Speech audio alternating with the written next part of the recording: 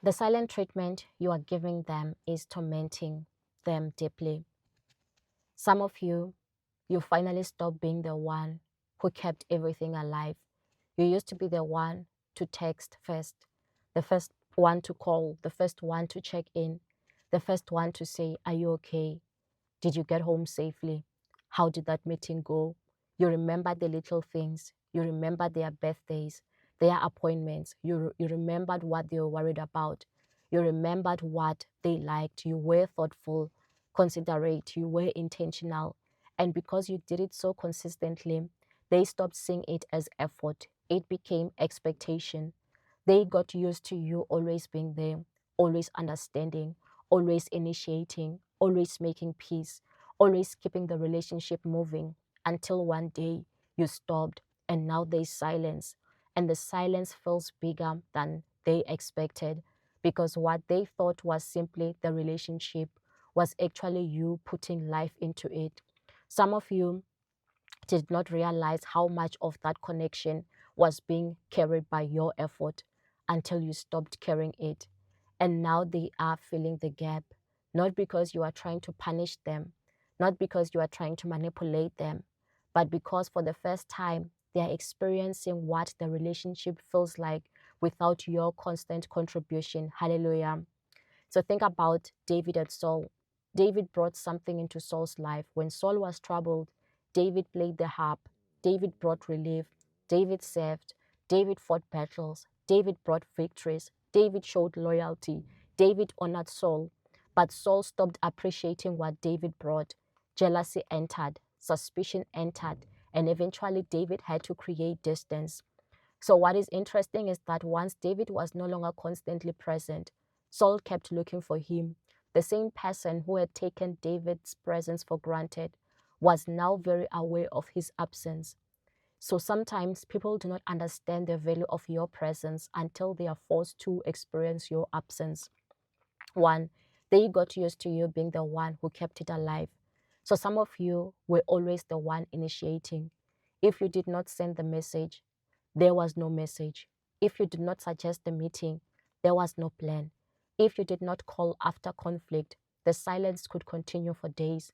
If you did not say, "Can we talk?" nothing got resolved. You were the one constantly putting life back into the relationship. And because you did it so often, they started believing that the connection naturally survived on its own. And now that you have stopped, they are discovering something. It was not staying alive by itself. You were keeping it alive. Two, what they thought was chemistry may have been your consistency. So sometimes a connection feels easy because one person is doing most of the emotional work. You were checking in. You were asking questions. You were making conversation. You were creating warmth. You were making them feel seen. And maybe they thought, we just naturally have this amazing connection. But now that you are no longer doing all of that, the silence is exposing how much of the connection came from your effort. When they thought what they thought was chemistry may actually have been your consistency. Three, some of you were in a relationship that was progressing, but there was no clarity. So you were talking regularly, you were spending time together, there was interest, there was affection, things seemed to be moving, but there was never really clarity. So every few weeks, you were the one asking, what are we doing? Where is this going? Are we actually building towards something? And maybe they would give you just enough to keep things going, but never enough to make the situation clear. So eventually you become tired.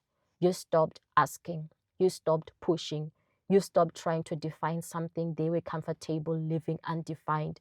And now they are feeling the difference they were because they were enjoying relationship level access without giving relationship level responsibility. And now that you have stepped back, the gap is obvious. For some of you, you were the whole engine in friendships. You were the one saying, "Let's meet, let's have lunch. How are you? I haven't heard from you in a while." You remembered what they were going through. You checked in after important events. You kept the friendship alive, but then you stopped, and suddenly weeks passed, months passed, And now even they are realizing, wow, if this person doesn't initiate, nothing happens. Hallelujah. So sometimes silence reveals whether the relationship was mutual or whether one person was doing most of the relational labor. 5. At work, your excellence may have become invisible. Some of you did this professionally as well. You fixed things before anyone asked. You reminded people of deadlines. You stayed late. You helped colleagues. You solved problems quietly. You carried responsibilities that were not even yours. And because you did it so well, people stopped saying thank you. They just expected it until you stopped over functioning. Then suddenly, why wasn't this done? Who normally handles this? What happened? And that is when they realize you were doing far more than they noticed.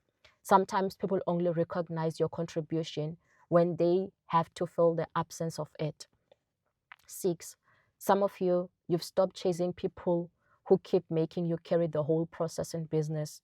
Maybe you sent a proposal, you followed up again, reminded them, then checked whether they received it, then kept the conversation alive. At some point, you have to ask, do they actually want this or am I forcing movement? Sometimes when you stop chasing, the person who was comfortable being passive suddenly starts reaching out. Why? Because the dynamic changed. They were used to you doing all the work. Now they have to decide whether they actually value what you offer. 7, don't rush back just because they notice the gap. The fact that someone misses your presence does not automatically mean they are ready to treat your presence differently. The fact that they start calling does not automatically mean everything has changed.